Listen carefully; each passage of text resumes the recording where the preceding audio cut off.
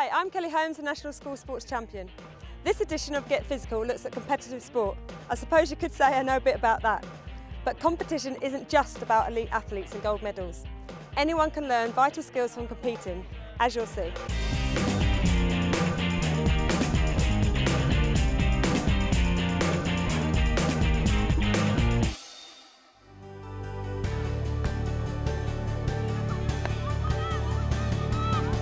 An inter-school match for the girls' first 11 at the Manor School in Mansfield. One of the Manor team's rising stars is Alicia. All began in year 5 at my junior school, where the Manor School does inter-competitions where all the junior school in the area come and they can play, and I got into it where the local club, which was North Notts, sent a representative down, and at the end of the tournament, the presentation, there was come to our hockey club if you've enjoyed it and stuff like that. So I started going down there, and I was there for about 2 seasons and went through the juniors level and the ladies level, and got put through to county and then Midlands. I'd like to go to the nationals because that's where you can get picked up by England selectors and eventually represent them in the Olympics. In past decades, attitudes to competitive sport in schools have sometimes been negative, failing to nurture talented young sportsmen and women. But Alicia's generation and the ones that follow stand to benefit from major changes in the way competitive sport is organised in schools and beyond. A new national schools competition framework extends plans to develop athletes at all levels. Multi-skills festivals with an emphasis on fun in Key Stages 1 and 2 lead to multi-sport competitions in Key Stages 2 and 3. By Key Stages 3 and 4, students should have access to inter-school leagues and competitions. In parallel with this, a national network of competition managers is being appointed. Rowena Jarrett is one of the first to take up her post. The role of the competition manager essentially is to streamline competition within the partnership that we work. We work with the national governing bodies of sport, we work with the Youth Sport Trust, with the National Council of School Sport, and we are here solely for the competitive side of sport.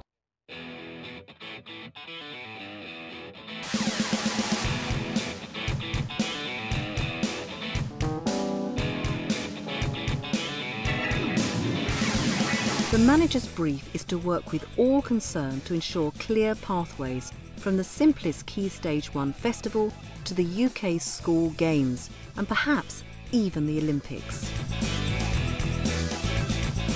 But to make the most of new opportunities, schools need to ensure that competition is integrated, appropriate and inclusive.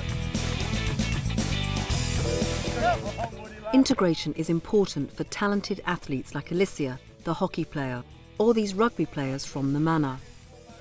School work, school sport and club training combine to place heavy demands on them.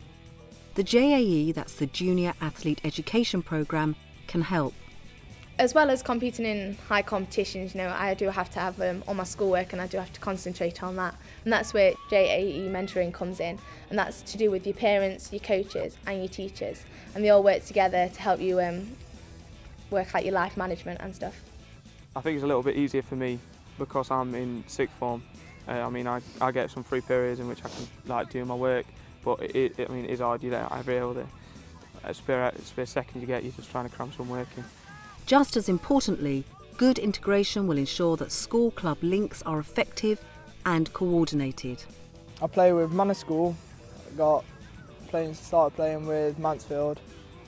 I'm at Notts Links Derby NLD, and I'm at my last year at Leicester Tigers Academy.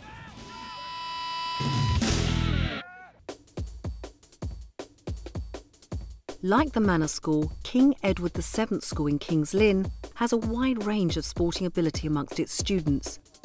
Because we're thinking about competition, I want to think about how we will deal with winning or losing. And the ethos embraces competition, even within lessons. Now we're going to look at how we deal with competition. And competition, we need to think about offence and defence. 5 players here against 5 players there. Within Key Stage 4 itself, what we try to do is operate something called sport education.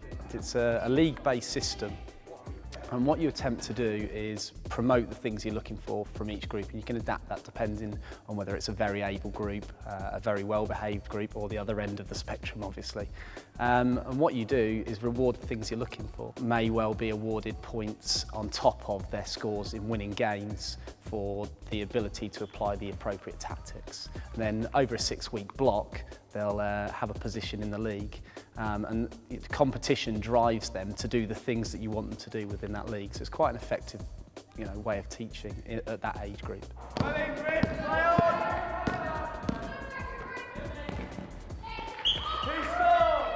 I thoroughly enjoy using competition within my lessons. It's fantastic. I find that it motivates children massively because they want to achieve, they want to win. Who doesn't want to win?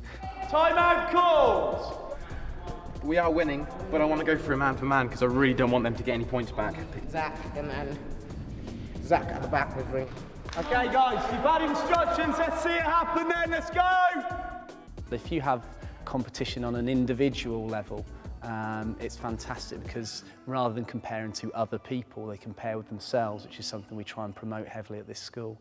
So competition at all levels, whether it be against yourself or against other people, is clearly an advantageous tool in physical education.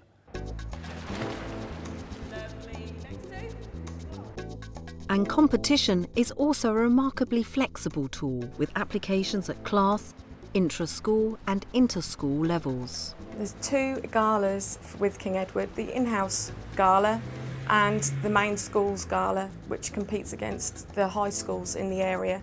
To prepare them for that, we normally start them off racing each other in their own ability groups and then build them up from there so that they're ready for the gala when it comes around. Normally by this age they'll already be in a club. If they're not, then we pass them on phone numbers, and we attend trials for the Warrior Swimming Club, which is our local swimming club. And there we have at least 5 children already who are swimming nationally and at least 6 who are swimming regionally. The King Edward swimmers train hard, but as with all young athletes, it's important to ensure that what they're doing is appropriate.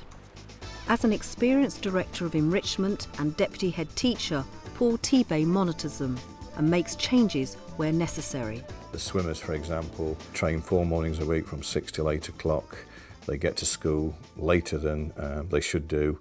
A little bit of allowance made for that, but of course they're getting very tired, so we need to have a look at how we can balance their lifestyle in and around what they're doing in sport. And that's an important part of what we do, and that programme we think we've got in place and it's working reasonably well. In much the same way, schools need to ensure that competition is appropriate to students' age and stage of development, that it's enjoyable and includes disabled students and others who in the past might have been excluded. It used to be either you would chase them into doing it or you would ignore them and send them to the bottom of the field with a ball and let them kick it around in their own time. But now I think we're much more imaginative sort of activities and programmes are being put forward. King Edward's takes cricket seriously, with training through the winter. And for pupils with special needs and the disaffected, table cricket offers an equally competitive alternative. 4 runs. 6 runs. There's a national competition for table cricket. It starts in regional rounds and then they go on to the national final at Lord's every year. And yes, it's serious business. Table cricket has proved to be both competitive and inclusive for the school. But as with the swimming, Paul Tebay constantly reviews what is appropriate. Table cricket, that isn't necessarily a very physical activity, and with the current health agenda we need to look at that. And with that in mind, the school is widening the options to include activities as diverse as judo and cheerleading. 2 runs.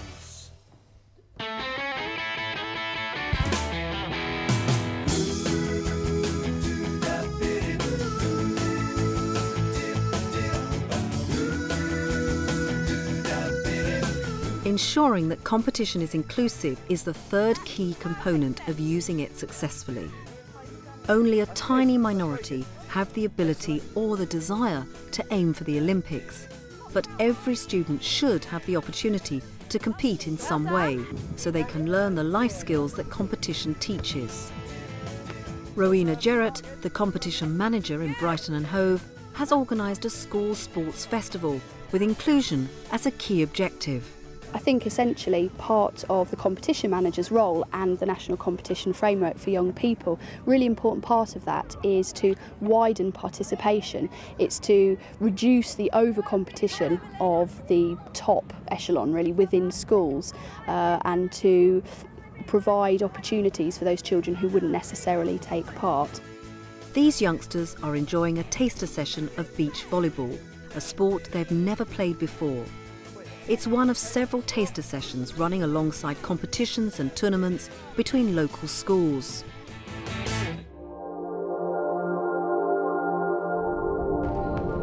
Not far from the beach, over at Dorothy Stringer High School, the Stringer team is gearing up for the Year 9 Inter-Schools Basketball Tournament. It's also part of the festival, and participation is widened by having teams of mixed ability and mixed sex. For some, it's the first time they've played the sport in an inter-schools competition, and even the warm-up leaves them buzzing with anticipation. I think it's amazing. It's really fun. It's like the first time I've played in like a match, and it's just really fun. You know, it's good because you want to win. It's a great atmosphere here today, and yeah, it's really good. It's fun and like competitive.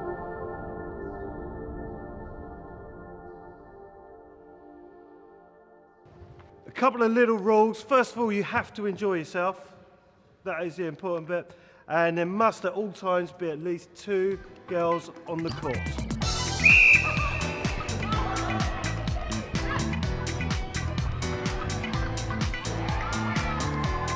Key perhaps to involving everybody is to have tiers of competition, so those children that do play at a high level, they still have the opportunity to do so through their club and through certain competitions at school, but we have other levels of competition that enable the less able or the just less experienced to take part.